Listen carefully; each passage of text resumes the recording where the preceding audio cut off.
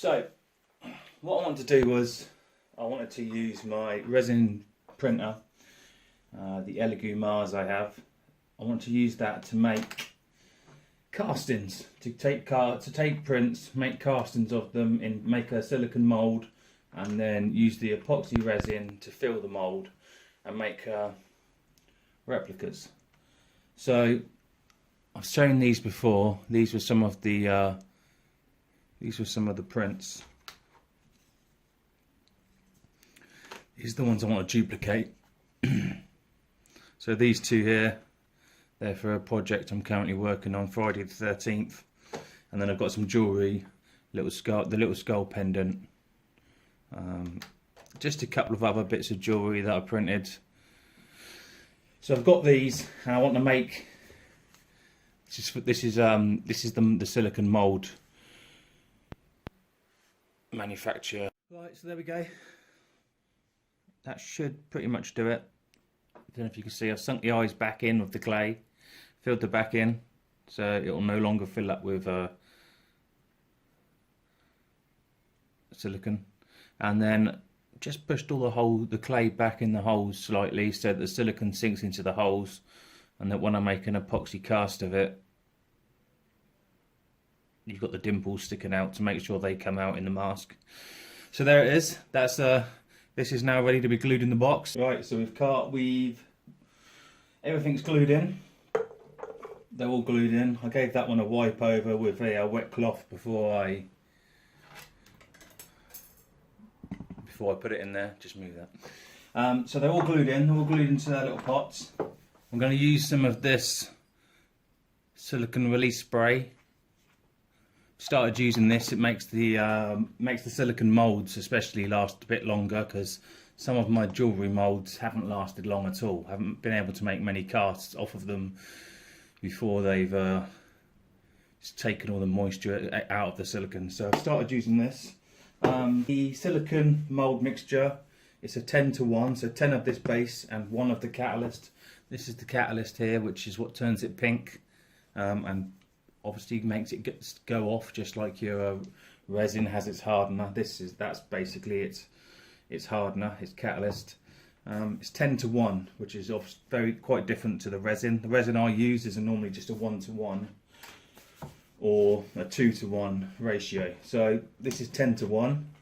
Like I say, it is guesswork. I'm not entirely sure how much I'm going to need. I don't need all of these casts today anyway. I really just want to move along with this Friday the 13th one.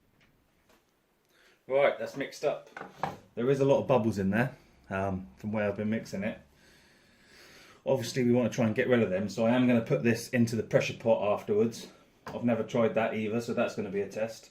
I think due to not knowing how much we've got, I'm going to go for the Camp Crystal Lake, because actually I think I'm probably going to need more than that, but let's have a look.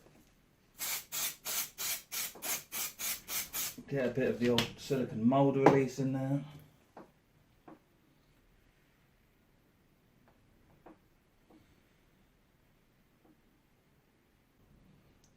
Actually, now it's settled, it really doesn't need a lot. I don't need to make it too thick above the actual. That's probably enough for that one there. Leave that one to settle. Now, do we go for the Jason mask? Yes, let's go for the Jason mask. We'll fill him up, because the jewellery ones aren't really important. These ones are important. Right, so what we've got on the bottom there, you can see it. Can't really see it. I don't want to tip it. On the bottom is the Jason mask, and then on the top is the sign. They're both full. That one's pretty full to the top. We're going to pop these in the pressure pot, pressurise it up. So just carefully drop that in there, get the lid on. That's it. Now leave that 24 hours. Have a look at these moulds.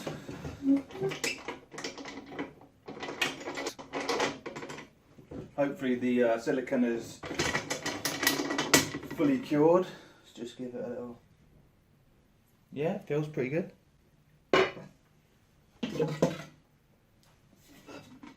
we get that out of the way.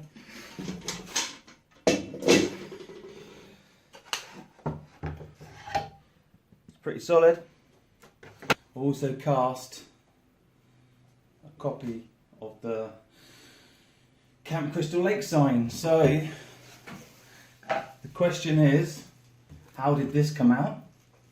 And we'll also take a look at these jewellery ones to see how they've come out. So this was a copy using my box of this sign here.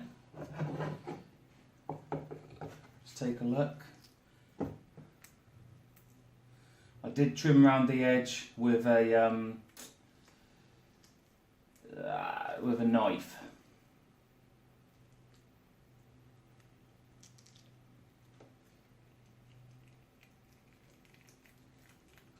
Oh, it's looking good, looking good.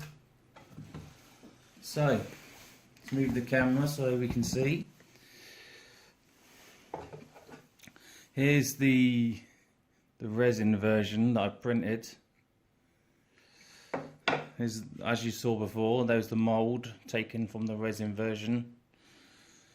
And here needs painting with the colours on it, but the original sort of sign from the movie is a yellowish colour, so I've gone with a yellow like mica powder in there, and then can paint over the letters, and I need to take a section out of here, and you'll see why when I move this project along within the next week. But I think if you can see that has come out really nice.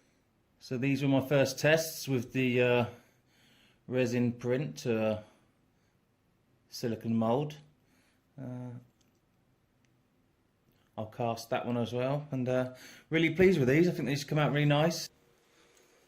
So I almost forgot to show you this. I'm just going to stick this one in there. This one was a bit difficult getting out because of the silicone had obviously, well, I'd gone with the clay, and then the silicone had got into a few of the things. But after giving it a little bit of clean up, I trimmed some of these back. They were rather long. They don't need to be very long. They only literally need to have a little small indent. So the eye socket parts could still be, they might be too big. I might trim them back with a blade, but I'm going to cast one resin cast from this and see what it comes out like. So you'll be able to catch that picture if you want to see what the first one comes out like. You'll be able to see that on my Instagram. Hopefully that'll turn out fine. And yeah, so I've also now stripped this one out, and that taught me a lesson, which is it needs to be fully sealed onto the base of the mould, onto the base of the mould box, because as soon as there's any gap for the silicone to get underneath it, you can see what it's done here. You could spend ages trying to cut all this off and get it back, but lesson learned, needs to be fully sealed to the base. Probably need to put some clay under it, to be honest. But looking forward to seeing how this one comes out. And overall, it was that's a big chunk of silicone, by the way.